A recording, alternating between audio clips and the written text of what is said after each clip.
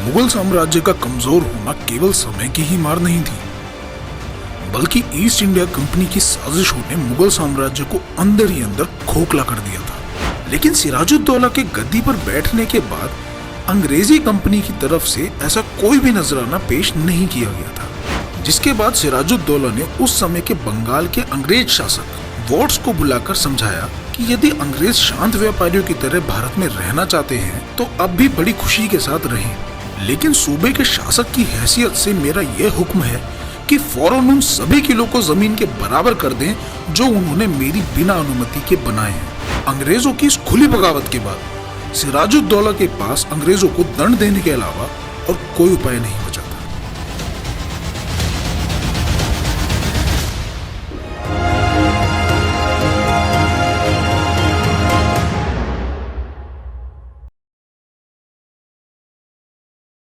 नमस्कार साथियों, मेरा नाम शिवांक यादव है। स्वागत है आपका भारत में अंग्रेजी राज के सीरीज में। पिछले एपिसोड में आपने देखा था कि 24 साल के सिराजुद्दौला के बंगाल की राजगद्दी पर बैठने के बाद से ही अंग्रेजों का व्यवहार उसके साथ कुछ अच्छा नहीं था। सिराजुद्दौला के कई बार मना करने के बावजूद भी अंग्रेज अपनी कोठियों की किलेबंदी करते रहे, और सिर्फ इतना ही नहीं, यह लोग सिराजुद्दौला के करीबी साथियों को अपने साथ मिलाने का षड्यंत्र भी कर रहे थे, और नाफरमानी के जवाब में सिराजुद्दौला के पास उन्हें दंड देने के अलावा और कोई चारा नहीं बचा था। अंग्रेजों की इन हरकतों से परेशान होकर सिराजुद्दौला ने 24 मई 1756 को कासिम बाजार में बनी अंग्रेजों की कोठी को घेर लेने के लिए अपनी कुछ सेना भेजी। अंग्रेजों ने किलेबंदी कर रखी थी और कुछ तोपें भी रखी हुई थी, लेकिन अंग्रेज ज्यादा देर युद्ध में सिराजुद्दौला की सेना के सामने ठहर नहीं सके।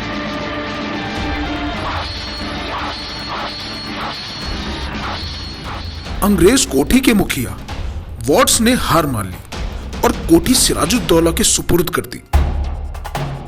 वॉट्स और दूसरे बागी अंग्रेज इस समय सिराजुद्दौला के हाथों में थे। वह चाहता तो वही उनका काम तमाम करके आगे बढ़ सकता था, लेकिन उसने उनकी जानें बख्श दी और उन्हें अपने साथ ले लिया। कोठी के अंदर रखे व्यापार के माल को भी उसने हाथ नहीं लगाया, सिर्फ वहां के हथियारों और गोला बारूद को वहां से हटा दिया।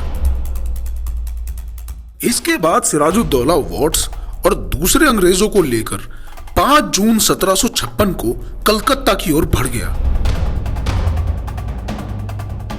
जिस समय सिराजुद्दौला ने कासिम बाजार की कोठी की तरफ बढ़ना शुरू किया था, उसी समय इन अंग्रेजों के कई जंगी जहाज कलकत्ता पहुंचने शुरू हो गए थे। इन लोगों ने अपनी ओर से सिराजुद्दौला के विरुद्ध खुली बगावत करने की ठान ली थी, क्योंकि यह लोग जानते थे कि पूरे बंगाल पर शासन करने के सपने के बीच का सबसे बड़ा रोड़ा सिर्फ सिराजुद्दौला ही है। सिराजुद्दौला के कलकत्ता पहुंचने से पहले अंग्रेजी फौज ने 13 जून को कलकत्ता से 5 मील नीचे हुगली के इस पार तान्ना का किला वहां के मुट्ठी भर भारतीय संरक्षकों के हाथों से छीन लिया। यह खबर मिलते ही सिराजुद्दौला ने कलकत्ता जाने से पहले इस किले को अंग्रेजों से मुक्त कराने की ठान ली। अंग्रेजों और सिराजुद्दौला की सेना के बीच फिर संग्राम हुआ। नदी के ऊपर अंग्रेजों की तोपें थीं और किनारे पर सिराजुद्दौला की। दोनों दलों में कुछ देर खासा मुकाबला रहा, लेकिन फिर आखिरकार अंग्रेजी सेना को हारकर अपने जहाजों सहित पीछे हट जाना पड़ा। इतना सब होने के बाद भी जहां तक हो सके सिराजुद्दौला रक्त बहाने के विरुद्ध था।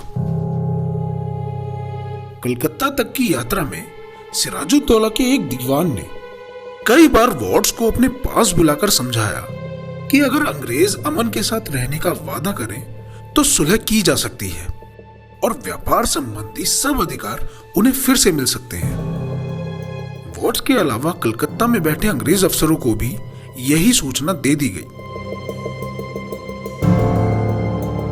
अगर वो चाहते तो उस समय भी सिराजुद्दौला के साथ सुलह कर सकते थे, लेकिन ये लोग अपने षड्यंत्रों के बल पर बंगाल का नाश करने की ठान चुके थे। ईमानदारी की लड़ाई में अंग्रेज सिराजुद्दौला का मुकाबला नहीं कर सकते थे। फौज और सामान दोनों की ही उनके पास कमी थी, लेकिन उनका सबसे बड़ा हथियार था रिश्वतें देकर, लालच देकर और झूठे वादे करके सिराजुद्दौला के लोगों और सैनिकों को अपनी ओर फोड़ लेना। वही वॉट्स और उसके अंग्रेज साथी जिनको सिराजुद्दौला ने प्राणदान दे दिया था, अब सिराजुद्दौला की सेना के अंदर इन साजिशों का जाल बुन रहे थे। भारत की जनता पर शासन करने का मंसूबा सिर्फ ईस्ट इंडिया कंपनी के अफसरों और कर्मचारियों का ही नहीं था, बल्कि इन कंपनी के लोगों के साथ आए अंग्रेज ईसाई पादरियों का भी यही मंसूबा था। सिराजुद्दौला की सेना के तोपखाने में अनेक यूरोपियन और दूसरे ईसाई नौकर थे। ईसाई पादरियों ने एक के बाद एक 3 फतवे निकाले, जिनमें लिखा था कि किसी भी ईसाई के लिए मुसलमानों की तरफ होकर अपने ईसाई सहधर्मियों के खिलाफ लड़ना ईसाई धर्म के विरुद्ध है और महापाप है। ये फतवे गुप्त ढंग से सिराजुद्दौला के ईसाई नौकरों में बांटे गए। इस तरह की चालों से सिराजुद्दौला की सेना में काफी नमक हराम पैदा कर दिए गए। एक तरफ अंग्रेज सिराजुद्दौला की सेना में फूट डालने की कोशिशों में लगे थे और दूसरी तरफ सिराजुद्दौला की कलकत्ता आने की खबर पाते ही कलकत्ता के अंग्रेजों ने अपने साथ काम कर रहे हिंदू और मुसलमान नौकर, व्यापारी और मजदूरों को ऐसे ही छोड़कर यह कह दिया कि अंग्रेज तुम्हारी रक्षा नहीं करेंगे। लेकिन यूरोपियनों, हिंदुस्तानी ईसाइयों और यहाँ तक कि उनके ईसाई गुलामों तक को उन्होंने अपनी कोठी के आसपास के मकानों में जमा कर लिया और बाहर चारों ओर के हिंदुस्तानियों के मकानों को आग लगा दी, ताकि सिराजुद्दौला से लड़ने के लिए मैदान साफ हो जाए। इतना ही नहीं, मालूम होता है कि उस समय यह लोग किसी भी भारतीय पर विश्वास नहीं कर सकते थे।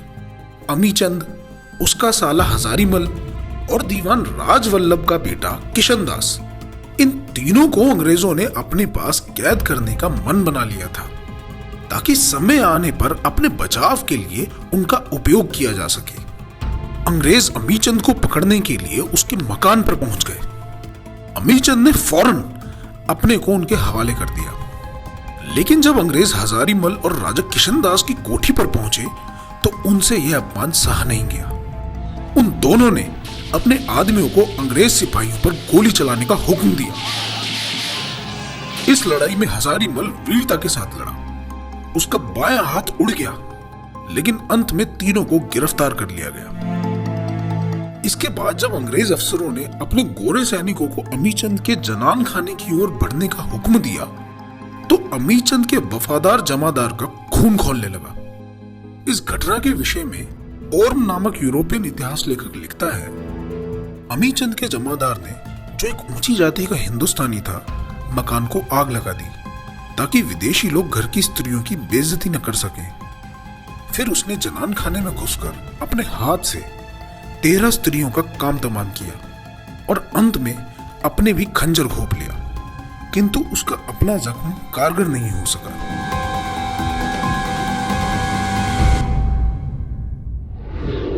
साथियों, आज के एपिसोड में बस इतना ही। मिलते हैं अगले एपिसोड में। अगले एपिसोड में हम ये जानेंगे कि किस तरह कुछ धूर्त अंग्रेज इतिहासकारों ने सिराजुद्दौला के ऊपर झूठे इल्जाम लगाए हैं।